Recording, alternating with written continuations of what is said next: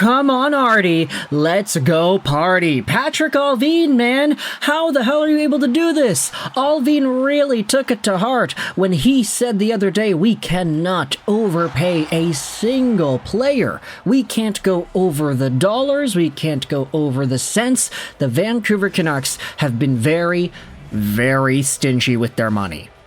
And it comes across in deals like this. The Vancouver Canucks have made the fantastic signing, agreeing to terms with goaltender Arturs Silovs on a 2-year contract. Now, it doesn't say here in this article, but you did have Frank Saravalli going out there and saying that the AAV is only $850,000, baby. This was a guy whom we said the Vancouver Canucks had about $2-ish million of LTIR room available to them via the Tucker Poolman contract. But if they wanted to use that $2 million by Tucker Poolman, by re-signing Arturs Silovs, that would be appropriate. Having Silovs as the definitive backup, Demko number 1, Silovs number 2. Silovs would provide very stable goaltending in relief when they needed it. This would have been a fine get if he had signed a $1.5, maybe even $2 million deal, because that's the amount of money they had available to them on the LTIR. But no, they signed him to $850K. That's ridiculously cheap.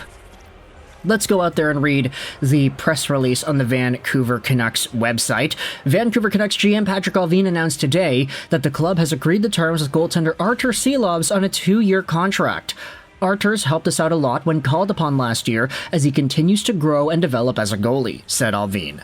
We expect him to come into training camp and battle for a full-time position with the big club. Our group will continue to work with him to help sharpen his skills and provide him with all the tools necessary to take another step forward in his young career.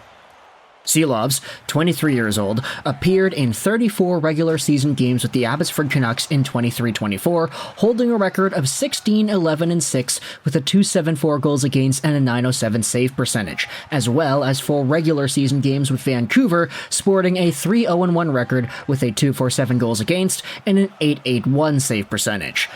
Now, unfortunately, these numbers are admittedly not great. I mean, AHL guy, he had a negative record, .274 goals against, .907 save percentage. Like, that's not the best in the world. It's not terrible, but it's just kind of mid, honestly.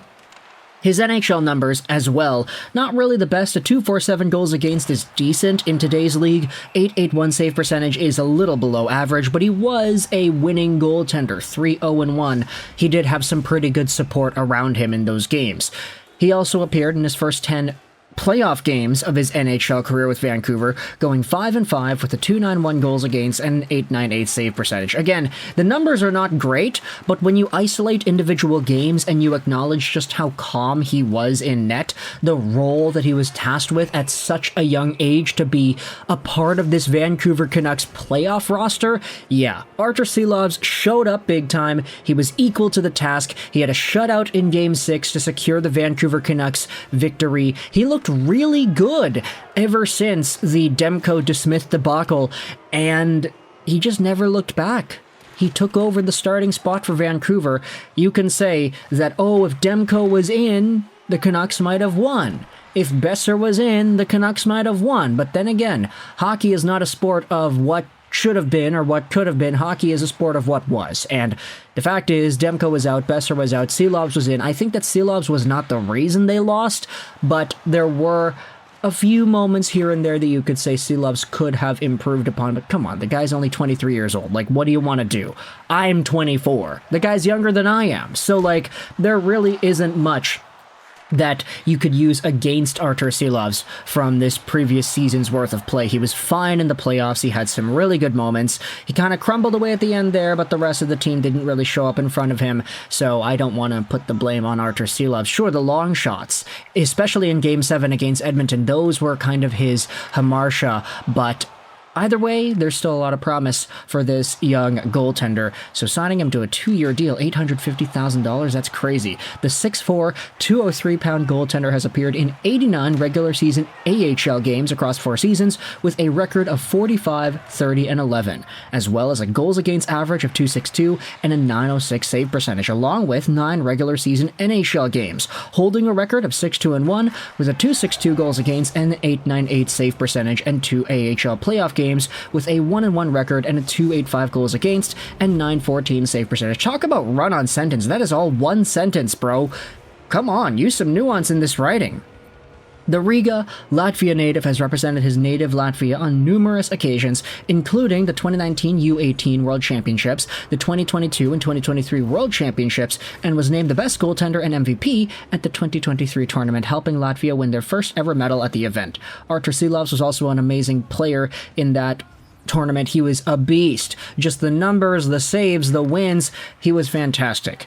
Silovs was originally selected by the Vancouver Canucks in the 6th round, 156th overall in the 2019 NHL Entry Draft. If you go over to Silovs and his overall profile here, I mean, this is where you start looking at the numbers. As we had said, not really too great statistically this previous season, but circumstantially, what he ended up doing, that was fine. He kind of crumbled away here. I mean, .815 save percentage in game number 6, .897 save percentage in game 7 against Edmonton, but this series right here against Nashville, this was really good, a .900 save percentage to win game number 4. That was the crazy comeback victory by the team.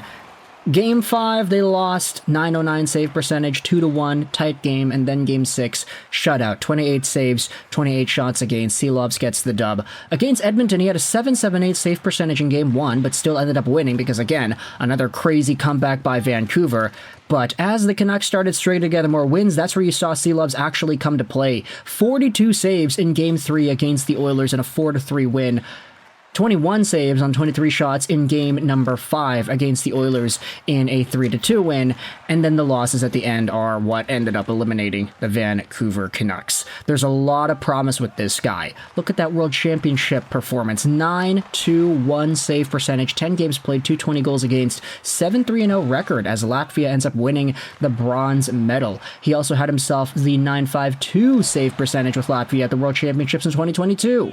He has been a beast internationally, and it's kind of crazy when you think about it. This guy was in the ECHL as far back as 2 years ago. He goes from the ECHL to the AHL to playing NHL playoff games and actually looking fantastic in them within the span of 2 years.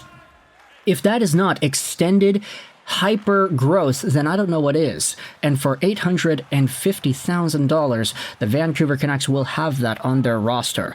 AFP Analytics went out there and said this: it's a touch low, the contract that he got in comparison to our projection for Silovs. That said, it was always going to be tough to get much AAV here. A good stretch in the playoffs, but very little regular season experience. The Canucks have their number 2 locked in.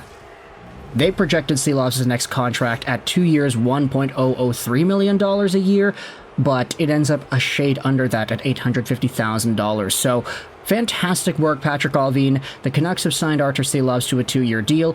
$850,000 is a great dollar amount. Let me know your thoughts in the comment section below about this contract signing. I hope you enjoyed this video, and bye.